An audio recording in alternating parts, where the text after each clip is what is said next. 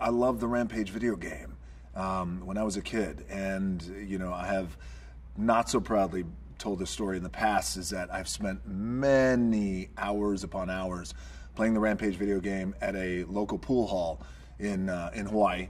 Oftentimes I would go to this pool hall and we would play pool, and I would just, quarters after quarters into Rampage. And, I really love the video game. So years later, it's just so funny how sometimes things come full circle like this. Years later, came back around, heard from a producing partner who I've produced with for many, many movies, Beau Flynn, and he says, we have this idea. Have you ever heard of Rampage? I said, have I ever heard of Rampage? Dude, I love Rampage. Working with Jason was just incredible. It was incredible, and I really appreciate the hard work and the commitment that Jason put in. Because a lot of times in movies, a commitment like that can be looked at, but also it could be overlooked when you have these gigantic monsters and it's a big movie like Rampage, and there's a lot of other things and elements happening around every corner. If I could shine the spotlight on Jason, I will happily do that, because his commitment went months as well. I mean, he studied the primal acts of gorillas, their emotions, how they communicated when they get angry, when they get happy, go through the varying degrees of emotions, how they walk when they're angry, how they attack. So he really embodied what it's like to be a gorilla, and I was really blown away.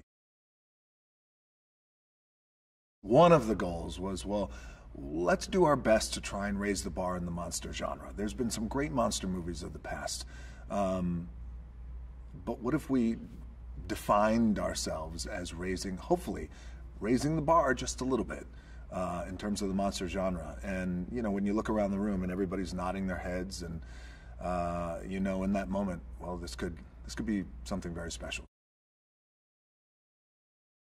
We have a relationship where we're buddies, we're friends, we're collaborators, we're business partners, but we're also children. We are just two kids. We're two boys who are living the life, who don't take it for granted. And when we get together, the art always reflects the artist. And when we come together, what we've been able to do has been, the action has been pretty intense, and the action has been pretty big, and the destruction at times, whether it's in a San Andreas or Journey to Mysterious Island, in a lot of ways, to Rampage now. I think what fans can always count on is great action, big action, intense, and also trying to do things that push the envelope just a little bit more. To build practical sets everywhere we possibly could build them, and add a little bit of green screen, just helped me as a performer. It was invaluable, because there is destruction and debris, twisted metal, concrete. It is everywhere. There's smoke machines. You're coughing legitimately. I mean, you're in it. You're in it as best you can be within the world of acting. And I appreciate that. And Brad and I, again, we have this shorthand, Brad Payton and I, we have this shorthand that we're going to make sure that everything is as practical and as real as it can be, not putting everybody in danger. And then you have great set design, you have great builders, you have a great crew who, they make sure that everything is right there. And it helps in the performance.